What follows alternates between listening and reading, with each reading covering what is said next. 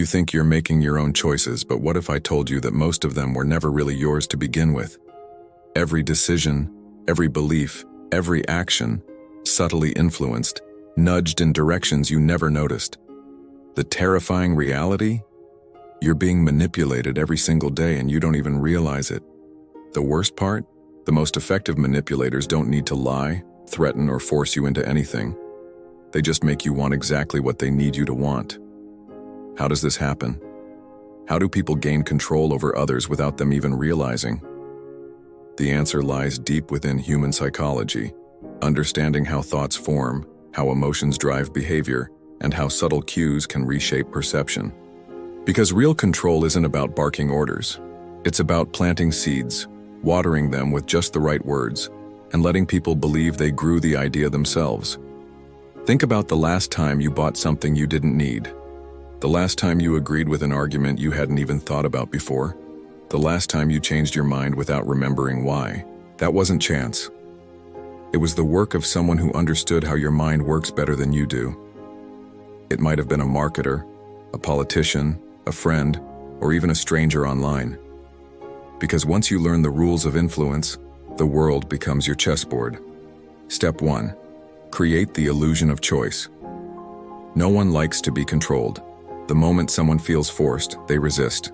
But what if they never realized they were being guided? The trick is simple. Never give a single order.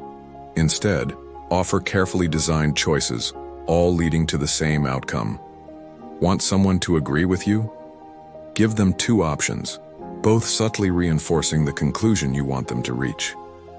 When people feel like they're choosing, they drop their defenses. But what they don't realize is that every path they take leads exactly where you intended. Step 2. Exploit cognitive biases. The human brain is riddled with flaws, predictable, exploitable patterns of thought.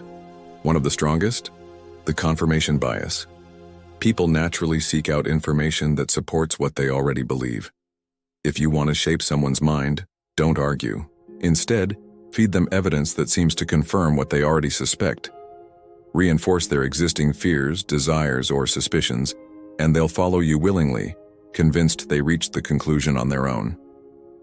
Step 3. Use emotions, not logic. No one changes their mind because of facts. We like to think we're rational, but the truth is, emotions make our decisions long before logic ever gets involved.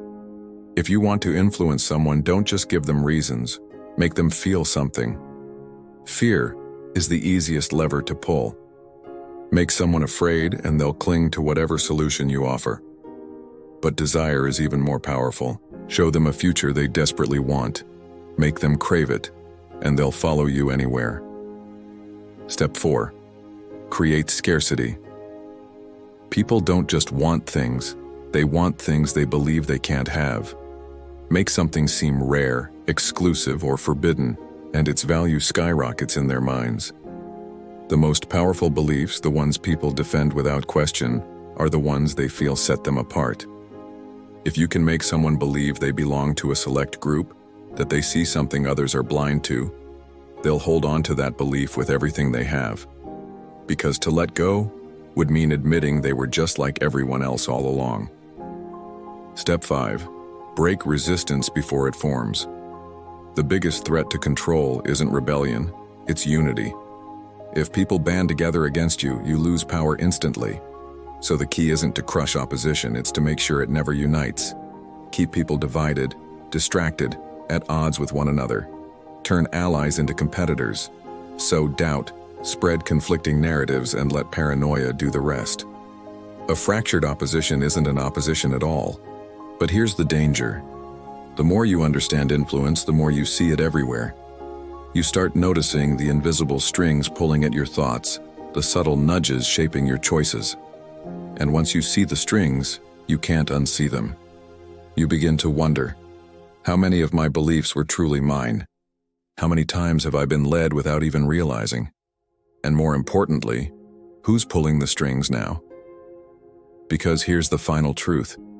Influence is a weapon, and every weapon can be turned against its wielder.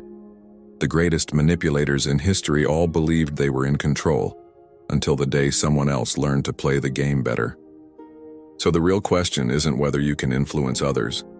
It's whether you're prepared for the moment someone turns these same techniques against you. Because once you step into the world of manipulation, there's no turning back. You either master the game or you become its pawn.